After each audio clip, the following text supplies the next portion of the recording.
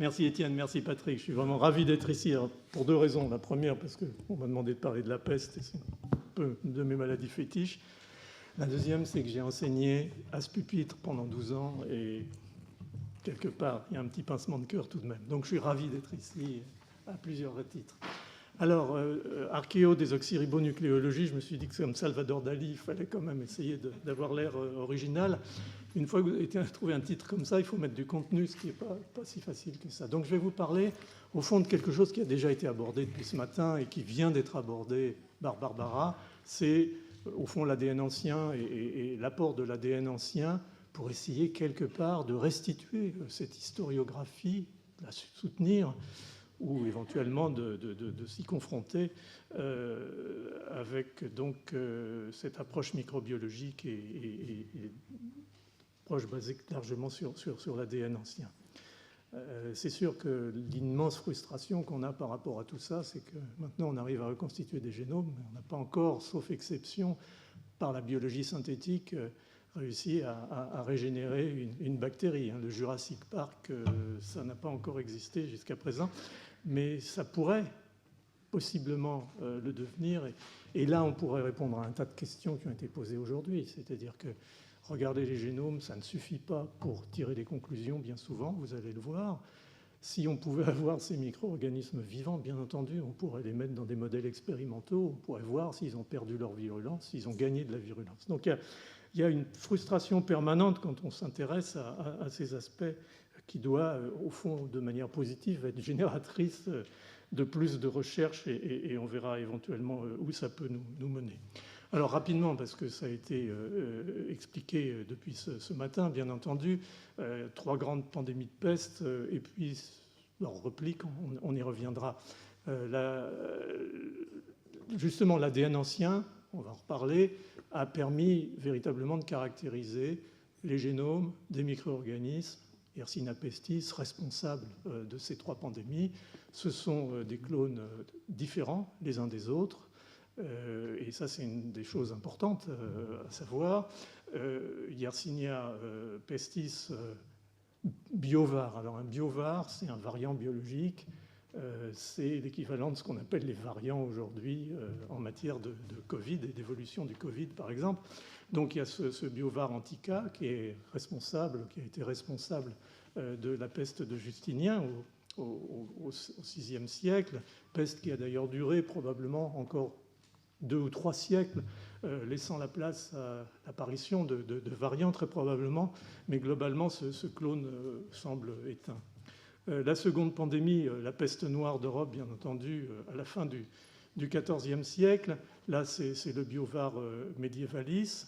Vous connaissez l'impact, 30 à 50% de la population européenne qui disparaît. Un choc en particulier pour un certain nombre de métropoles extrêmement prospères dans cette période qui vont véritablement perdre pied et sinon disparaître, en tout cas perdre de leur dominance économique et culturelle. Et puis ce choc à rebours sur le plan des croyances, de la religion et ainsi de suite. C'est pas l'objet. L'objet, c'est plus, et j'y reviendrai, ces repliques, ces vagues successives. Et clairement, l'Europe est touchée par cette deuxième pandémie, pas dans la durée de la peste noire elle-même, mais sur 4 siècles. Et effectivement, il va falloir attendre la fin du XVIIIe siècle pour voir cette pandémie véritablement s'éteindre. Et puis la 3e pandémie, qui a été discutée déjà très largement, qui, moi, bien sûr, me touche en tant que pasteurien, puisque c'est à l'occasion de cette 3e pandémie à Hong Kong que Alexandre Yersin a découvert le bacille de la peste. Je ne rentre pas dans l'histoire de cette découverte, ça nous mènerait trop loin. Ce qui est important quand même, c'est de voir que, comme pour Covid et comme pour les pandémies en général, la diffusion de cette 3e pandémie a été rapide et véritablement pandémique, puisqu'elle a touché absolument tous les continents. Et ça a bien sûr été dû à l'accroissement massif des transports, en particulier maritimes, pendant le XIXe siècle. Alors, est-ce qu'il y a eu d'autres pandémies de peste? Difficile à dire. La réponse simple, c'est non. Cette fameuse peste d'Athènes n'a jamais été validée sur le plan de l'ADN ancien comme étant véritablement liée à Yersinia pestis. Il y a des doutes sur le fait que ce soit en fait une grosse épidémie de fièvre typhoïde, mais tout ça, pour l'instant, n'est pas résolu. Alors, très rapidement, parce qu'on a déjà là aussi parlé, mais c'est important quand même de reprendre très très vite les choses.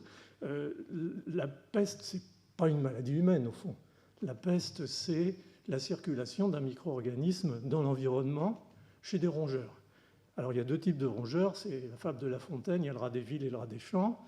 C'est essentiellement une forme, en fait, de ce qu'on appelle la peste sauvage, une forme rurale, avec une difficulté majeure, c'est-à-dire qu'il existe environ 200 espèces de rongeurs, et disons apparentés aux rongeurs, les lagomorphes, c'est-à-dire les lapins et équivalents, qui sont sensibles et qui sont des porteurs, la plupart du temps, asymptomatiques de Yersinia pestis. Donc quand on parle d'écologie de la peste, et en particulier du réservoir animal, ce n'est pas un animal, c'est 200 animaux potentiels. C'est déjà difficile, on le voit actuellement à Madagascar avec cette épidémie récente. C'est encore plus difficile, bien entendu, quand on parle d'archéomicrobiologie. Mais on y reviendra parce que c'est peut-être une piste importante à ouvrir. Le deuxième aspect, c'est le rat des villes. Bien entendu, tous ces rats des champs ont des puces adaptées. Et puis de temps en temps, peut-être à l'occasion de ce que Barbara a montré ou décrit, c'est-à-dire une crise climatique, au fond, le réservoir animal sauvage va s'éteindre, ou en tout cas disparaître, être massivement délété, et les puces vont éventuellement sauter sur d'autres hôtes, et en particulier à proximité des sites urbains, sur des rats des villes, et va s'introduire, cette fois-ci, un cycle urbain avec des rats qui vont peu à peu transmettre à des puces plus adaptées aux rats, et ainsi de suite. Et puis, bien entendu, l'homme va se retrouver accidentellement pris dans ce circuit et développer la maladie. Et puce de l'homme à puce à homme, le cycle peut s'introduire. Mais ce qui probablement s'est développé et a joué un rôle, on le pense en tout cas dans la sévérité de la peste noire, c'est le fait que la maladie peut déraper chez l'homme et passer du bubon à la forme pulmonaire de la peste. C'est-à-dire que d'un seul coup, on est dans une maladie qui se transmet aussi facilement par les voies aériennes que la grippe, que la rougeole ou que SARS-CoV-2. Et là, on est véritablement dans une crise sanitaire majeure dans la mesure où la transmission est extrêmement facile et porte immédiatement sur un organe qui est finalement un organe vital. Et on peut discuter et réfléchir. Effectivement, on parlait de modifications génétiques chez les populations humaines sous la pression sélective de cette maladie qui a quand même tué la moitié de la population européenne. Donc ce n'est pas une mince pression sélective, si on veut parler comme Darwin. On peut imaginer que certaines mutations qu'on voit actuellement, qui sont des mutations dans les gènes de régulation de l'inflammation, ont pu éventuellement être sélectionnées dans ces conditions, gènes qu'on retrouve maintenant dans les maladies inflammatoires de l'intestin, qu'on retrouve dans les formes graves de SARS-CoV-2, par exemple, où certaines personnes vont faire des inflammations massives, cette fameuse tempête cytokinique, alors que d'autres ne vont pas le faire. Il y a une base génétique et on commence à avoir dans la régulation de l'interféron, par exemple, des éléments importants. Donc tout ça, c'est des éléments qui sont effectivement passionnants en termes de physiopathologie, mais que peut-on en faire par rapport à cet événement de la peste noire? C'est encore certainement difficile à envisager. Donc voilà en gros le paysage. Alors on a parlé de finalement la phylogénie. Alors ça c'est un sujet très très intéressant. Vous savez qu'on peut dater éventuellement l'origine des espèces microbiennes par rapport à des espèces ancestrales. Donc, on considère généralement que le bacille de la peste, il est apparu, alors la précision, elle est ce qu'elle est, entre, disons, 800 et 20 000 ans avant Jésus-Christ, et elle est apparue comme un clone, en fait, de Yersinia pseudotuberculosis. Yersinia pseudotuberculosis, c'est avec Yersinia enterocolitica, une bacille, une entérobactérie, c'est pas loin d'Escherichia coli et de Salmonelle, qui va donner en règle générale une diarrhée avec de la fièvre et éventuellement pour Yersinia pseudotuberculosis un certain tropisme pour les ganglions avec des syndromes appendiculaires. Donc il y avait déjà quelque chose dans Yersinia pseudotuberculosis qui pouvait l'amener à un moment ou à un autre à donner des clones qui se rapprochent du bacille de la peste. Donc vous voyez sur l'arbre phylogénique. Alors l'arbre phylogénique et cette datation, ça vient du fait que bien entendu, la DNA polymérase des micro-organismes, elle fait des erreurs, elle n'est pas trop fidèle, ça dépend des micro-organismes, et donc des mutations vont apparaître à un rythme donné, avec des changements de base nucléotidiques. Et donc, à partir de la densité croissante de ces changements de base, on peut calculer, comme on sait à peu près à quelle vitesse mutent les génomes, la date d'origine du branchement d'un clone par rapport à la souche mère ou au lignage maternel. Et donc, c'est comme ça qu'avec la précision que vous voyez, on peut dater la survenue de Yersinia pestis comme un branchement, un clone, c'est tous les souches en rouge là, de Yersinia pseudotuberculosis. Alors, ce qui est beaucoup plus intéressant, c'est que là, par contre, on les a, les souches modernes de Yersinia pseudotuberculosis et de Yersinia pestis, et on peut commencer à regarder, au fond, en combinant ça avec les génomes, qu'est-ce qui se passe, qu'est-ce qui fait la différence. Il y a des choses communes, par exemple la motilité. Les deux espèces ont des flagelles et donc sont capables de bouger très très rapidement et très très efficacement. Elles ont toutes les deux la capacité de faire des biofilms. Elles ont toutes les deux des systèmes de sécrétion extrêmement sophistiqués, en particulier cet appareil de sécrétion de type 3 que vous voyez en bas ici. Je vous ai mis une photo, alors c'est un peu triché parce que c'est un appareil de sécrétion de type 3 qu'on a identifié et mis en évidence et étudié chez Shigella, mais c'est une entérobactérie. C'est la même chose chez Yersinia. Et ces systèmes, ces seringues moléculaires, en fait, c'est des objets nanotechnologiques magnifiques, sont capables d'injecter des poisons, des toxines, des enzymes régulateurs dans les cellules cibles et de causer un dysfonctionnement des organismes par ce type d'approche. Mais les deux sont à peu près identiques, pseudotuberculosis pestis. Pour pestis, il y a des changements qui sont importants à prendre en considération. Alors d'abord, il y a des pertes. C'est ce qu'on appelle les mutations patho-adaptatives. C'est-à-dire qu'un gène va s'éteindre dans son expression par une mutation, par une micro-inversion, par une micro-délétion. Et en particulier, un gène qui s'appelle YAD-A, qui est chez Yersinia pseudotuberculosis, qui permet une fixation très très intime aux cellules, va disparaître chez Yersinia pestis. Peut-être parce que Yersinia pestis n'est plus intestinal d'un seul coup, alors que celui de Yersinia pseudotuberculosis fait adhérer aux cellules de l'épithélium intestinal. Donc c'est pour juste vous parler de ces mutations patho-adaptatives et de cette transition d'un lignage vers un autre. Et puis surtout, ce qui est important chez Yersinia pestis, c'est l'apparition d'une capsule polysaccharidique qui lui permet de résister à la phagocytose, c'est-à-dire qui lui permet d'échapper en particulier aux polynucléaires neutrophiles, et ce qui fait probablement sa diffusion massive à l'occasion d'une infection et le caractère dramatique de l'infection. Mais il y a d'autres éléments. Il y a par exemple une protéase qui est exprimée à la surface de la bactérie et qui permet en fait de disloquer les tissus après la piqûre par la puce et aux micro-organismes de diffuser dans les tissus et bien entendu de passer un moment dans la circulation et de donner lieu à la septicémie. Et puis il y a un autre élément important par rapport à pseudotuberculosis, c'est l'existence de cette phospholipase ici, cette phospholipase D. Cette phospholipase D, on croyait initialement que c'était une toxine quand on faisait des modèles de rongeurs en infectant des souris, mais il s'avère que c'est une toxine qui permet à la bactérie de se développer dans l'intestin, dans ce qu'on appelle le midgut de la puce, et donc de jouer un rôle finalement, non pas chez l'homme, mais dans le cycle et l'efficacité du cycle de passage puce animale, puce rongeur, le plus probablement, et éventuellement aussi puce homme à un moment donné. Donc voilà des éléments, si vous voulez, de physiopathologie comparée, mais avec déjà une introduction sur le fait qu'au fond, ce passage d'une bactérie relativement peu virulente comme Yersinia pseudotuberculosis à une bactérie éminemment virulente et qui a pu donner la peste noire, pestis, consiste en l'association de mutations patho-adaptatives, c'est-à-dire qui vont éteindre éventuellement ou activer les promoteurs de certains gènes, et puis l'acquisition horizontale, ce n'est pas uniquement des problèmes de mutation, l'acquisition horizontale de gènes qui vont apporter des éléments de virulence supplémentaires Et c'est le cas, par exemple, de ce petit plasmide qui va coder pour cette phospholipase D et donner d'un seul coup une espèce de souffle supplémentaire à l'épidémie possible par la facilitation de la multiplication chez les puces, enfin en tout cas chez les insectes vecteurs. Alors, vous parlez d'ADN fossile ou d'ADN ancien.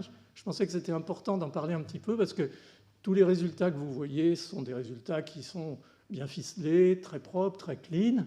La réalité derrière, c'est une complexité énorme. Alors, il y a deux choses à bien voir avec cet ADN ancien. Quand on a commencé à regarder ça dans les années 1990, début des années 2000, l'objectif, c'était essentiellement d'essayer d'identifier la cause, l'étiologie infectieuse de, finalement, meurtre de masse par des épidémies ou des pandémies. Et ça c'était basé sur, en règle générale, l'étude d'un seul gène caractéristique de ces espèces pathogènes, PLA par exemple pour la peste, et au fond, on prenait l'ADN ancien, on l'amplifiait par PCR sur une séquence correspondant à un gène donné. Si c'était positif, c'était ça. Si c'était négatif, c'était pas ça. Et on a pu, des auteurs, en particulier nos collègues de Marseille, identifier l'origine de la peste de Marseille comme étant effectivement Yersinia pestis, mais d'autres épidémies qu'on pensait être éventuellement pesteuses ont été identifiées comme étant du typhus ou de la typhoïde. Et puis, bien entendu, le choléra a été aussi, et la variole ont été des moments importants dans cette identification. Mais cela était basé sur un seul gène et donc donnait l'étiologie éventuelle de la cause de ces décès de masse qu'on retrouvait dans ces sépultures, qui étaient bien entendu identifiées par les historiens de façon la plus sûre possible, mais ne donnait pas grand-chose au fond sur le génome, ne donnait rien en fait sur le génome de ces micro-organismes, parce qu'au début des années 2000, on n'est pas encore en condition pour pouvoir obtenir l'ensemble de génomes, en particulier sur de l'ADN ancien, qui est très complexe. Les premiers génomes microbiens publiés sont aux alentours des années, milieu des années 90, mais c'est des souches qu'on fait pousser en laboratoire, et donc on a énormément d'ADN, et on sait que ça appartient à ces souches, et c'était plus facile.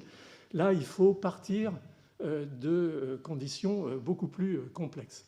Donc ces choses se sont développées ces dernières années, ces 10 dernières années en gros, un peu plus, parce que sont apparues ces nouvelles méthodes de séquençage, c'est ce qu'on appelle le séquençage profond ou le séquençage de nouvelle génération, associé bien entendu à la bioinformatique.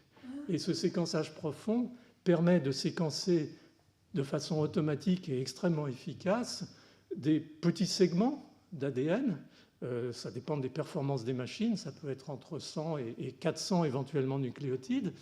Et ce que va faire l'ordinateur, c'est de les faire matcher, pour parler franglais, et de construire point par point ce qu'on appelle des contigs, c'est-à-dire des éléments, des fragments de génome, et peu à peu essayer de reconstituer en tout cas ce qu'on appelle le cœur, le corps génome du micro-organisme.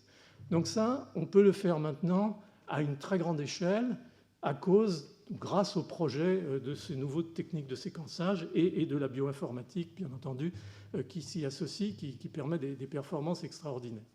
Alors, le problème dans l'ADN ancien, c'est que cet ADN, il est très dégradé. Et donc, encore une fois, les conditions ne sont pas très favorables.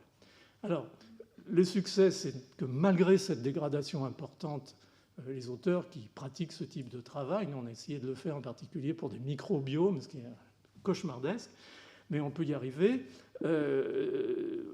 On arrive à avoir des contigs et on peut véritablement donner, avec une confiance très élevée, la séquence de génome de la peste de Justinien, de la peste noire, de la peste, bien entendu, du oriental du 19e siècle. Mais cet ADN est très dégradé, et il est dégradé pour deux raisons. La première, c'est que lorsqu'un micro-organisme, ou un organisme d'ailleurs, qui est l'hôte de ce micro-organisme, meurt, on a tout un tas d'enzymes qui s'activent, et en particulier des DNases, qui dégradent l'ADN, qui vont le couper en petits morceaux, Ce qui fait que les morceaux sont parfois plus petits que ce que le séquenceur pourrait même nous offrir si ces morceaux étaient beaucoup plus longs que ce qu'on obtient. Donc là, c'est déjà une difficulté parce qu'on va se retrouver avec des millions de ce qu'on appelle des reads, c'est-à-dire des lectures très courtes que l'ordinateur va avoir parfois un petit peu plus de mal qu'en des conditions normales à assembler. Et puis l'autre élément, c'est peut-être le pire, c'est la dégradation chimique, c'est l'oxydation. C'est-à-dire que ces acides désoxyribonucléiques, issus bien sûr des fossettes créviculaires dentaires, par exemple, où les archéologues vont le récupérer, ils sont oxydés. Et je voudrais juste vous montrer quand même un exemple. En fait, le résultat de ça est double.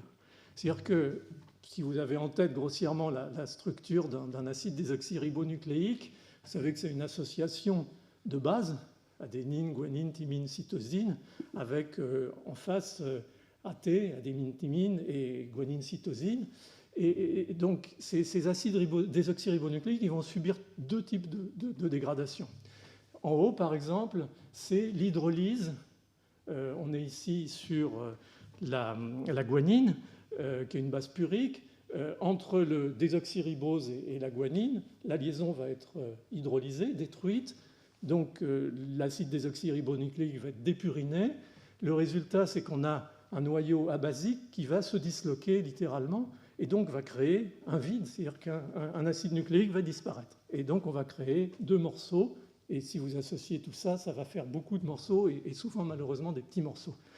Mais le pire et le plus vicieux, c'est non pas tellement la dépurination, ça c'est plus une difficulté technique, c'est le problème de la désamination. C'est-à-dire que des molécules, par exemple, comme que vous avez ici, comme la cytosine, puisqu'on est des oxy, la cytosine, il y a ce radical NH2 qui va être éliminé. Alors, une cytosine sans NH2, c'est une uridine. C'est-à-dire que c'est un autre nucléotide. Et donc, quand vous allez avoir vos appariements, quand vous faites vos expériences pour le séquençage, vous allez non pas y apparier ce que vous attendriez si c'était une cytosine, c'est-à-dire une guanine, vous allez y apparier parce que c'est un uracile, une adénine.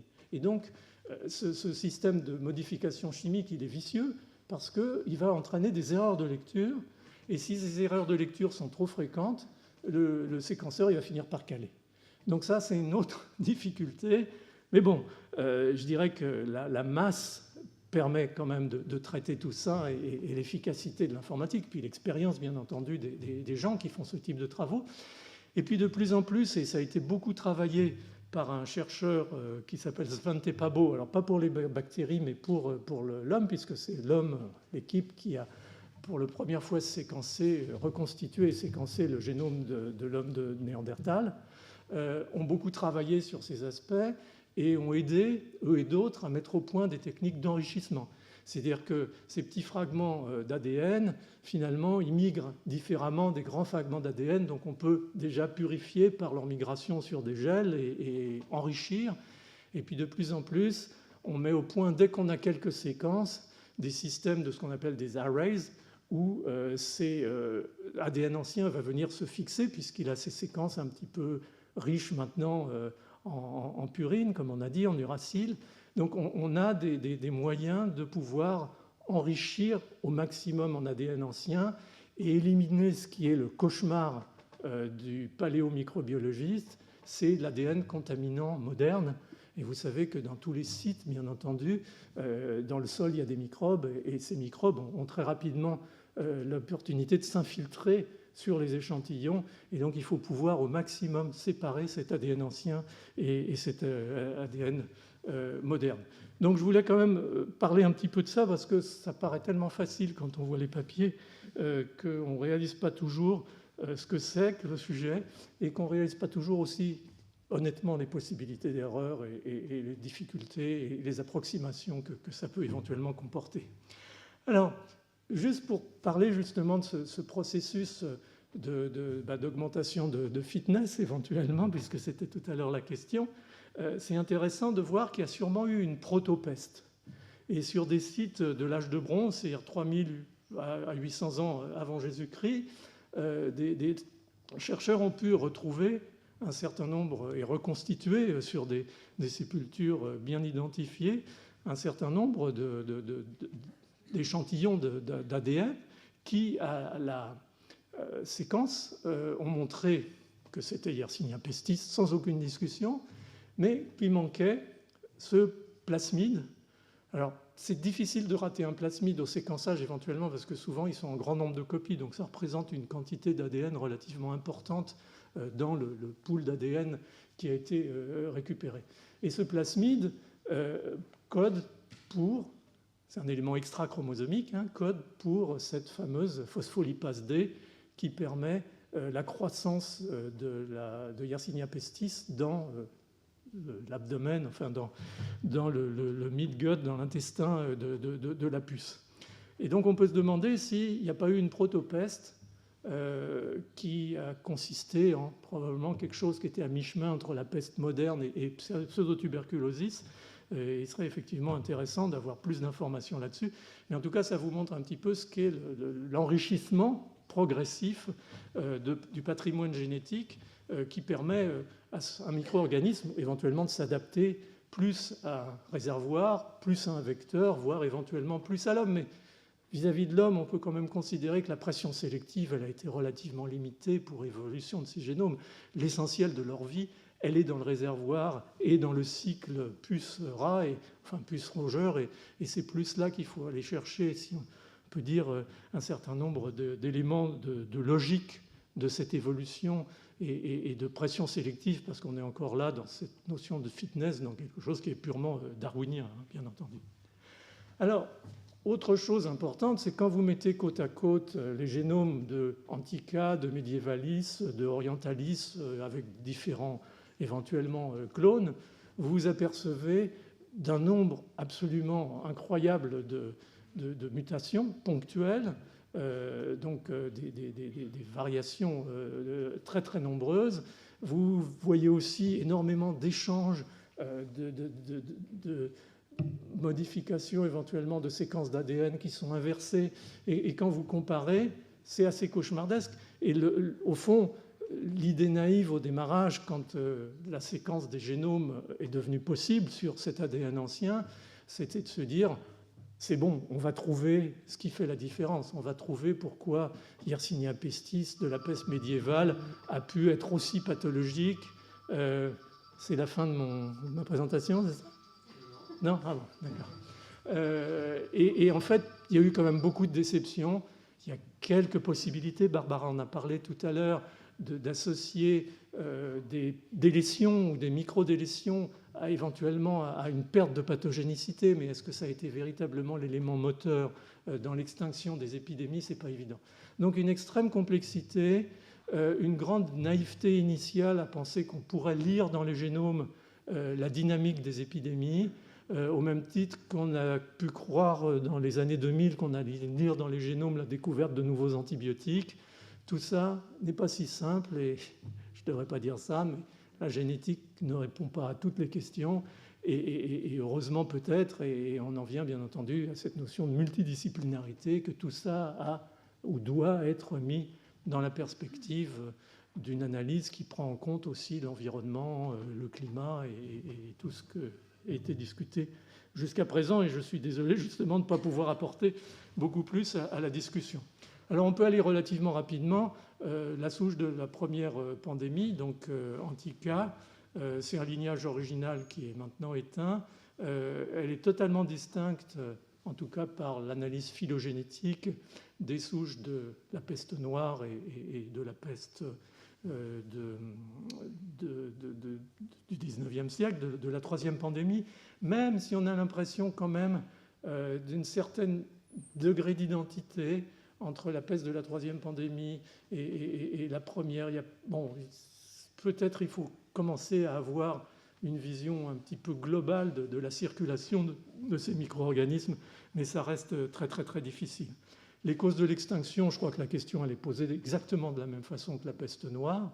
Ça a été une peste noire aussi, apparemment, d'après les historiens, d'après Krokop, beaucoup de dizaines de millions de décès. et un impact sociétal important. Donc, pas d'idée, ça a duré 3-4 siècles, comme la peste noire, enfin en tout cas avec son extension jusqu'à la fin du XVIIIe siècle. Mais il y a toujours les hypothèses, je ne vais pas les redire, qu'on a mentionnées cet après-midi en particulier, sur l'adaptation à l'homme.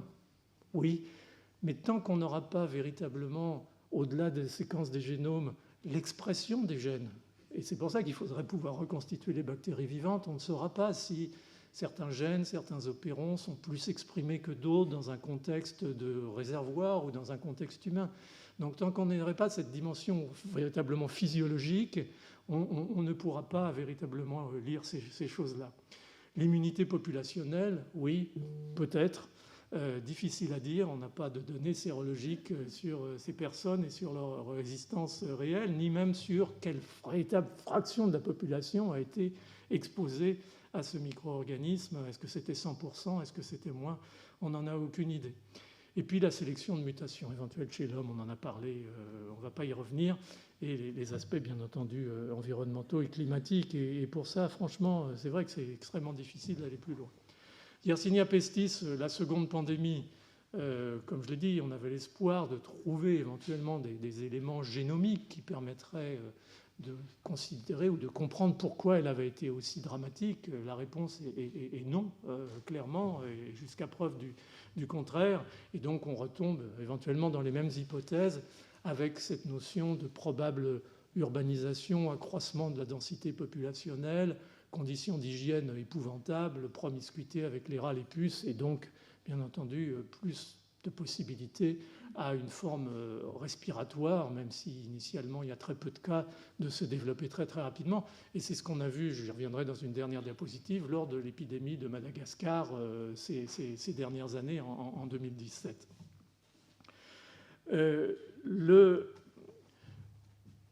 L'énigme, au fond, enfin, en tout cas celle qui me paraît véritablement intéressante, c'est, au fond, qu'est-ce que ça a été que cette dynamique qui a duré de 4 siècles, et effectivement, quelles ont été les conditions d'extinction à la fin du XVIIIe siècle. La peste noire, on en a parlé très largement, les repliques de la peste noire, on en a des exemples comme la peste de Londres, bien entendu, en 1665-66, 75 000 décès, 20% de la population londonienne.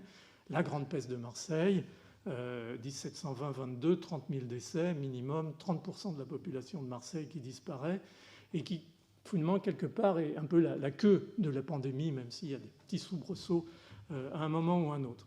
Et les raisons de ces répliques et de l'extinction de cette épidémie qui s'est finalement étalée sur 4 siècles, elles restent véritablement obscures avant qu'on ne revoie la troisième pandémie émerger à la fin du 19e. Alors, Barbara en a parlé très très bien et il va falloir que toutes ces notions s'emboîtent un petit peu à un moment pour arriver à quelques conclusions. Il y a 2 hypothèses principales pour ces répliques. Soit ce sont des clones de Yersinia pestis qui sont issus des lignages, parce qu'il y a eu plusieurs lignages qui ont émergé au cours de la peste noire. On le voit quand les souches sont comparées, divers sites européens. Et au fond, c'est établi en Europe une espèce de système de circulation en circuit fermé par rapport à des réservoirs de rongeurs qui, pour l'instant, ne sont pas véritablement connus, et d'insectes vecteurs qui, peut-être, ont varié à un moment ou à un autre. On a parlé de la puce, du pou. Tout ça peut effectivement changer un petit peu les profils, mais quelque chose qui resterait relativement européen, si je puis dire. Et puis l'autre possibilité, c'est effectivement des réintroductions successives par éventuellement les transports, en particulier les transports maritimes en Méditerranée orientale. Voilà, c'est un peu... Alors, est-ce qu'il y a une troisième hypothèse? Il y a peut-être une troisième hypothèse, et il y a peut-être des discussions à voir. C'est pour ça que j'étais très intéressé par le focus de Barbara sur des sites continentaux, parce que les sites portuaires comme Londres et Marseille ne sont peut-être pas nécessairement les meilleurs exemples compte tenu des échanges et des brassages possibles venant de continents ou en tout cas de territoires différents. Alors je ne vais pas revenir sur la peste de Marseille. Je l'aime beaucoup quand même, d'abord parce que j'aime Marseille, mais aussi parce que quelque part, il y a un certain nombre de comportements à l'occasion de cette épidémie qui ressemblent à cette capacité qu'ont nos amis marseillais à faire valoir les choses de façon parfois un petit peu spectaculaire. Je ne vise personne.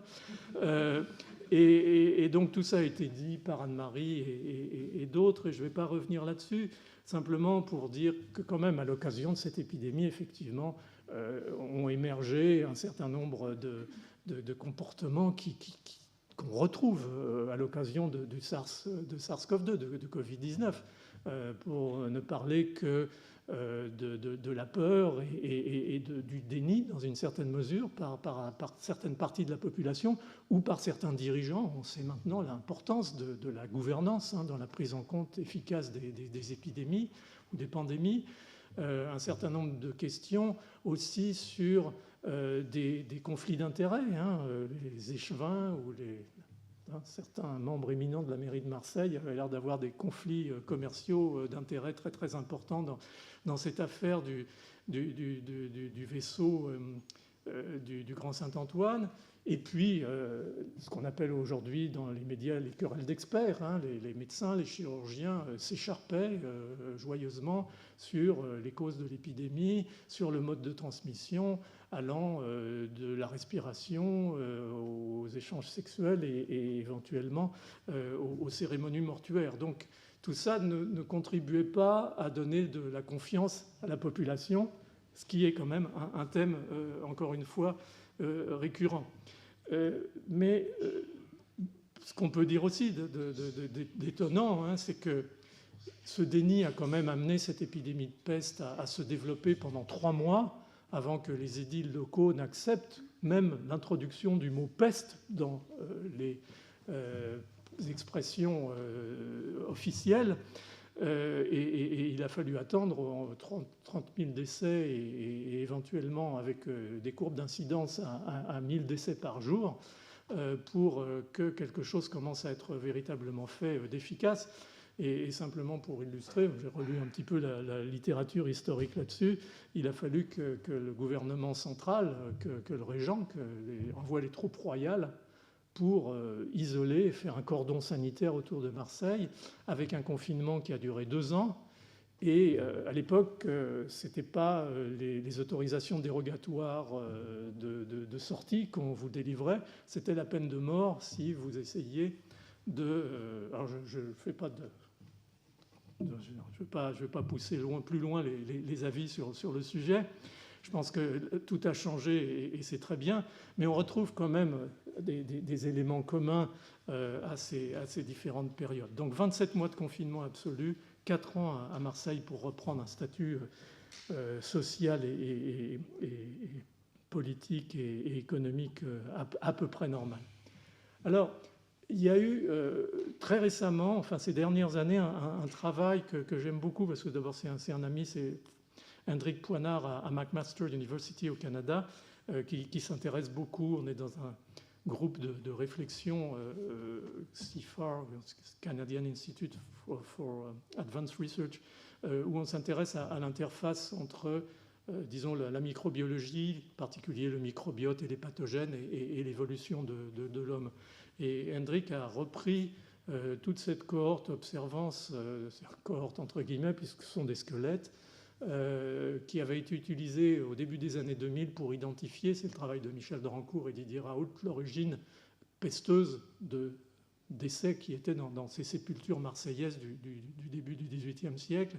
Donc cette cohorte observance, pour faire une longue histoire courte, comme disent nos amis anglo-saxons, c'est le travail de Boss et Hall en 2016 et qui se conduit de plus précise à l'heure actuelle, c'est de démontrer qu'effectivement, cette queue de la pandémie, de la deuxième pandémie, était liée à une souche de Yersinia pestis qui, manifestement, est une descendante à une ancestralité évidente chez la souche ou les souches responsables de la peste noire. Donc on est dans une notion quand même de continuité pandémique entre le fin du XIVe siècle et la fin du XXe siècle.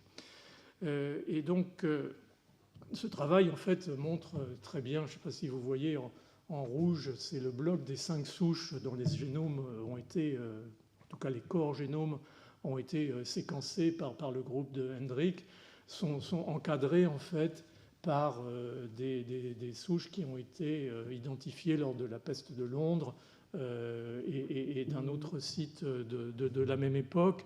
Donc on est dans un bloc ici qui est très loin de la peste, de la souche d'Antica, par exemple, qui est responsable de la peste de Justinien en haut, et assez loin, en fait, des souches, disons, modernes de la souche orientalis de la peste de la fin du XIXe siècle. Donc l'évidence qu'on est dans une clonalité entre la souche ou les variants, en tout cas, de la peste noire, et ces variants responsables de la peste de Marseille, avec des travaux qui sont similaires avec ce qui est observé au niveau de la peste de Londres. Donc les questions se reposent et Barbara a commencé à apporter des éléments assez concrets de réponse. Là, je suis resté plutôt en amont de ça. La première question, c'est et si les clones de la grande peste de Marseille n'avaient jamais quitté l'Europe après la peste noire et tournaient en fait en boucle dans un ou des réservoirs qui resteraient éventuellement, bien sûr, à identifier, ou est-ce que des échanges commerciaux soutenus avec le Levant, avec donc des pays qui étaient endémiques et qui l'ont été jusque plus loin dans le 19e siècle, des zones endémiques pour la peste. Est-ce que, bon, au fond, la peste de Marseille, avec ce vaisseau qui arrivait d'Izmir, de l'ancienne Smyrne, était véritablement un exemple de cette possible réintroduction de souches. Mais on peut se poser aussi des questions autour de ça, parce que quand on reprend les données historiques, ce navire, certes, il était parti d'Izmir, mais il avait fait des escales assez longues, une à Chypre, où la peste était endémique, une probablement à Tunis, où la peste était endémique, une à Pise, question de savoir si elle l'était encore à ce stade, avec des équipages qui ont changé au cours du voyage, avec des denrées, des cargaisons qui ont été enrichies à chaque escale. Donc c'est cette vision, et on avait discuté beaucoup avec Anne-Marie, qui malheureusement a dû partir, mais cette vision de l'origine orientale, je dirais, ou levantine obligatoire de la peste, est peut-être quand même à revoir et à discuter, et peut-être l'historiographie et justement la combinaison avec l'ADN ancien et la génomique phylogénétique pourrait nous aider un petit peu plus précisément à répondre à ces questions. Et puis on peut être aussi critique sur le fait que, effectivement, est-ce que Marseille ou Londres sont des bons sites ? Puisque par définition, ce sont des régions avec un brassage de population extrêmement importante, ce sont des zones portuaires, et donc il y a un biais là peut-être sur une origine moyenne-orientale de cette épidémie de peste par rapport à éventuellement des sites continentaux qui seraient plus stricts dans l'isolement possible et l'existence d'un véritable foyer. Donc peut-être on est dans une situation au fond de mélange de conditions écologiques et au fond peut-être il faut oublier l'Europe et oublier un petit peu les sentiments de culpabilité qui peuvent amener des peuples à essayer de se dédouaner sur d'autres. C'est un peu le thème de Anne-Marie par rapport à l'Empire ottoman. On voit aujourd'hui comment les autorités chinoises essayent de nous faire croire que SARS-CoV-2 est né aux États-Unis. Tous les pays essayent de quelque part de se dédouaner de la culpabilité pandémique. Donc on est dans des situations où je pense qu'un certain nombre de choses doivent être revisitées, mais que peut-être il faut sortir un petit peu de notre frontière européenne et de considérer cette Europe et le bassin méditerranéen, y compris la Méditerranée orientale, comme une zone au fond d'échanges assez réguliers et de possibilités au fond aussi d'ensemencement en retour de souches de la peste noire qui seraient retournées au Moyen-Orient et qui reviennent à un moment ou à un autre. Donc je pense qu'on va en arriver là, mais avec la nécessité, c'est clair, de reprendre les choses peut-être sur d'autres bases et de se dire qu'il nous manque considérablement d'informations. il serait essentiel, par exemple, d'avoir des sépultures dans cette zone du Levant, au Moyen-Orient, en Turquie. Et je sais que ce sont des choses, y compris pour des raisons religieuses, extrêmement sensibles, pour essayer de définir si ces souches, si ces clones sont les mêmes que ceux qu'on retrouve à Marseille ou à Londres. Il y a encore tout un travail. Et ce travail doit aussi, ça paraît délirant, mais dans une certaine mesure, est-ce que c'est pas là qu'on va s'adresser maintenant aux restes archéologiques de rongeurs, d'éventuels porteurs et réservoirs de ces micro-organismes, à défaut de trouver des puces d'il y a quelques siècles. Mais peut-être les choses vont là, et je vois justement Hendrik de plus en plus travailler sur des strates telluriques et chercher des empreintes d'ADN microbien et d'autres natures. Peut-être on pourra y arriver dans ces approches écologiques.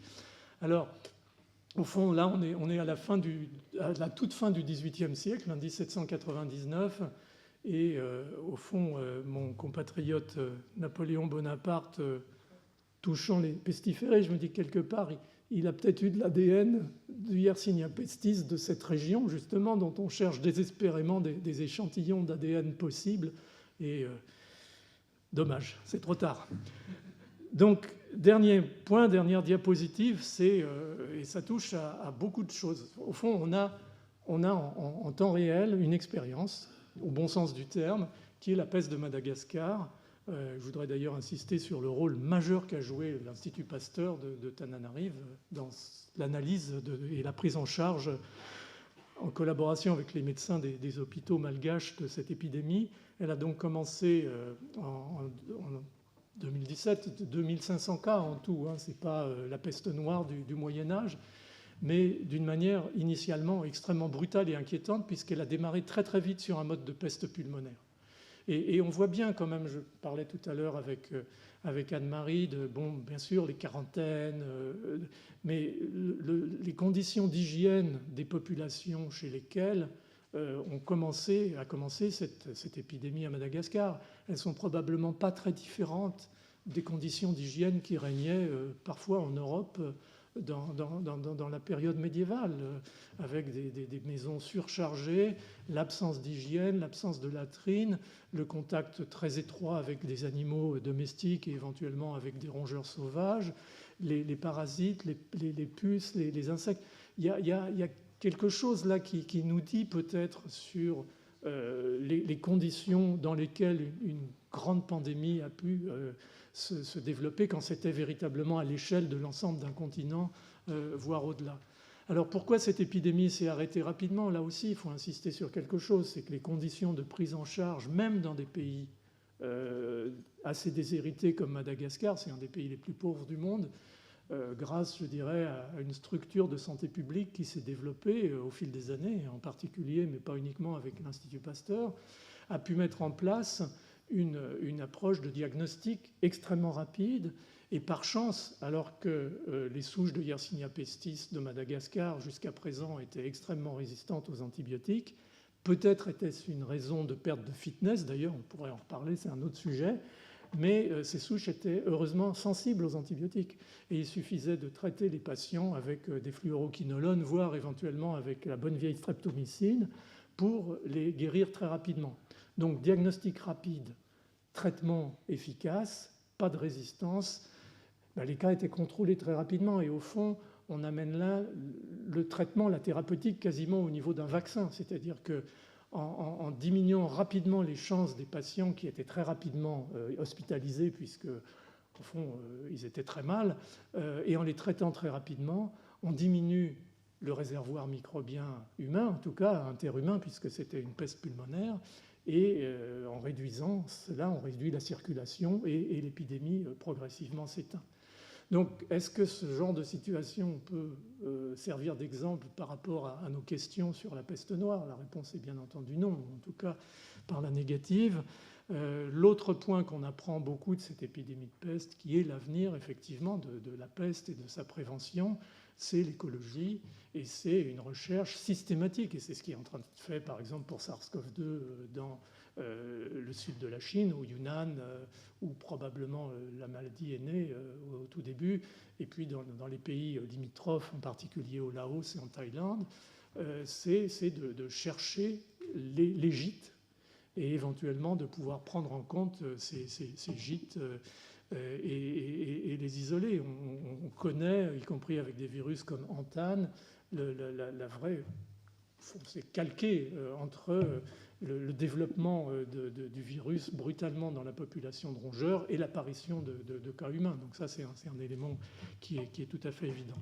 Donc voilà ce que je voulais vous dire sur la microbiologie de la peste, qui pour moi reste d'abord et avant tout une maladie microbiologique, bien entendu, tout en étant conscient que tout ça, encore une fois, c'est un kaléidoscope et c'est l'intrication d'éléments qui sont à la fois fondamentaux, microbiologiques, génétiques, génomiques, et puis, encore une fois, environnementaux, climatiques, et tout ce qui fait que, au fond, les maladies sont des éléments, des entités environnementales, et pas uniquement, comme on croyait au tout début, à la fin du XIXe siècle, un microbe, un hôte, une maladie, postulat de corps, et ainsi de suite. Les choses sont devenues beaucoup, beaucoup plus complexes. C'est une bonne nouvelle pour les scientifiques, ce n'est pas nécessairement une bonne nouvelle pour la population de la planète. Je vous remercie.